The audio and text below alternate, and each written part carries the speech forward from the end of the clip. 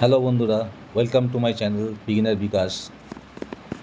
আগের দিন ভিডিওতে আমি বলেছিলাম যে নিশ্চয়ই আপনাদের মনে আছে যদি ভিডিওটা দেখে থাকেন, যে নিফটি আমি যে কয়েকটা লেভেল তৈরি করেছি, লাইন ড্র করেছি, যে নিফটি যদি এই 24,764 টাকা 50 দেখছেন, এই যে এই লেভেলটা 24,764, এই লেভেলের ওপরে যদি একদিন বা কিছুটা সময় যদি সাস্টেন্ড করে যায়, নিচে যদি ক্লোজ না করে, তাহলে কিন্তু নিফটি আবার বাজার আবার একবার ওপরের দিকে যাওয়ার চেষ্টা করতে পারে বা যেতে পারে, এরকম একটা সম্ভাবনা আমি দেখতে পাচ্ছি।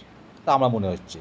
এবং গেলে কত অবধি যেতে পারে না, আগের দিন আমি দেখিয়েছিলাম এই যে 24,979 থেকে 79 পর্যন্ত, বা ওপরে যে এই যে ট্রেন্ড লাইনটা আছে এটাকে টাচ করতে পারে। ঠিক আছে, যদি 24,764 ওপরে ক্লোজ করে। দেখো আজকে কিন্তু তাই করলো, ওপরেই ওপেন হয়েছিল, এই লেভেলের ওপরেই ওপেন করেছিল, একটু জাস্ট সামান্য নিচে এসেছিলো, এসে আবার ওপরেই কিন্তু ক্লোজ করলো, অর্থাৎ নিচে কিন্তু ক্লোজিংটা দেয়নি। এবার কালকে দেখতে হবে যে নিফটি মার্কেট কি করে।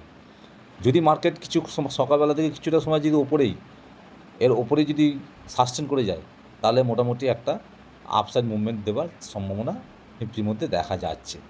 দেখা যাক কী হয়। চলুন এবার আপনাদের নিয়ে যাই যে স্টকটা আমি বলেছিলাম, আগের দিন যে স্টকটা আমি দিয়েছিলাম সেই স্টকটাতে যাই। চলে এসেছি বন্ধুরা। আগের দিন যে স্টকটাতে আমি বলেছিলাম আপনাদেরকে, যে টাটা কনজিউমার। দেখুন এই স্টকটা আমি কি বলেছিলাম, যে এই যে ট্রেন্ড লাইনটা, এটাকে বারবার প্রাইস সাপোর্ট নিচ্ছে এবং উপরে যাওয়ার চেষ্টা করছে। ঠিক আছে, এবার দেখুন আজকেও কি করেছে। আমি কি বলেছিলাম, যে যদি প্রাইস 1,071 80 বা 72-এর মধ্যে যদি আবার প্রাইসকে পাওয়া যায়, যদি নিচে থেকে এসে আবার ও যদি ওপরের দিকে ব্রেকআউট দেয়, তাহলে কিন্তু এন্ট্রি নেওয়া যেতে পারে। আজকে কিন্তু ঠিক তাই করেছে। দেখুন ওপরে ওপেন হয়েছিল, এবং ওপরে ওপেন হয়েছিল, একটু বড় করে দেখাই, ওপরেই ওপেন হয়েছিল, এই লেভেলে, আমার এই লেভেলে ওপরেই ওপেন হয়েছিল, হয়ে দেখুন একটু নিচে এসেছিলো, এই যে এই নিচে এসেছিলো, এখান থেকে ও আবার কিন্তু দেখুন ব্রেকআউট দিয়ে সোজা ওপরে উঠে গেছে। এবং আজকে হাই মেরেছিল প্রায় 1,080 টাকার কাছাকাছি হাই মেরেছিল। ঠিক আছে, আপাতত ওপরেই ক্লোজ করেছে, অর্থাৎ স্টকটা এখনও প্রফিটই আছে। এবং আমি যদিও স্টকটাতে এন্ট্রি নিইনি, বাট আমি যদি এন্ট্রি নিতাম তো আমি এটা অবশ্যই এখন হোল্ড করতাম। কারণ আমার টার্গেট, আগেই বলেছি, আমার টার্গেট হচ্ছে, ফার্স্ট টার্গেট হচ্ছে 1112 টাকা 20 পয়সা, এটা হচ্ছে ফার্স্ট টার্গেট।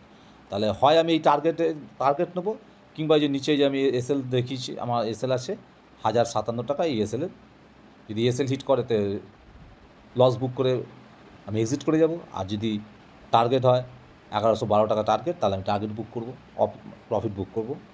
আর আমার সময়টা হচ্ছে 1 মাস, অর্থাৎ যা কিছু ডিসিশান আমি নেব এই 1 মাসের মধ্যে। ঠিক আছে, তো আজকে ছোট্ট করে একটুখানি অ্যানালিসিস করলাম। আর আজকে একটা নতুন স্টকে আমি আপনাদেরকে একটু অ্যানালিসিস করে দেখাবো। একটা ছোট্ট নতুন স্টক, যেটা আমার খুব পছন্দ হয়েছে। আগামী দিনের জন্য স্টকটাতে এন্ট্রি নেওয়া যেতে পারে। চলুন যাওয়া যাক, দেখা যাক স্টকটা কী স্টক, সেটা আপনাদের বন্ধুরা চলে এসেছি। স্টকটা হচ্ছে ডিভি স্ল্যাব দেখেছেন। আজকে আমি 3টে লাইন ড্র করে রেখে দিচ্ছি অলরেডি।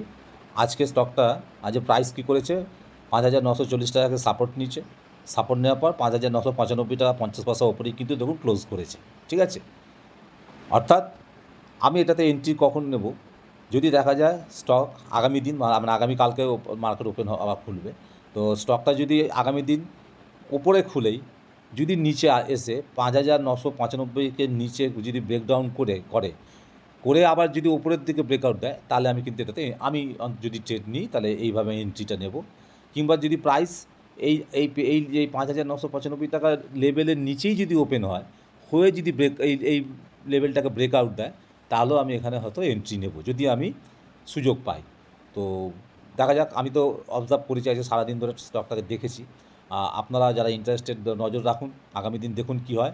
এটা আমি লার্নিং পারপাসে করছি, কোনো বাই অর সেল রেকমেন্ডেশন নয়। ঠিক আছে, তাহলে আজকে এই পর্যন্তই, ছোট্ট একটা ভিডিও করলাম আপনাদের জন্য। জাস্ট আগের দিনের ভিডিও আমি আপডেটটাও দিয়ে দিলাম, আর একটা নতুন স্টক নিয়ে আমি আমার পজিশানটা আপনাদের জানালাম, যে আমি নেক্সট দিন কীভাবে ট্রেড নেব, এই স্টকটাতে কীভাবে এন্ট্রি নেব।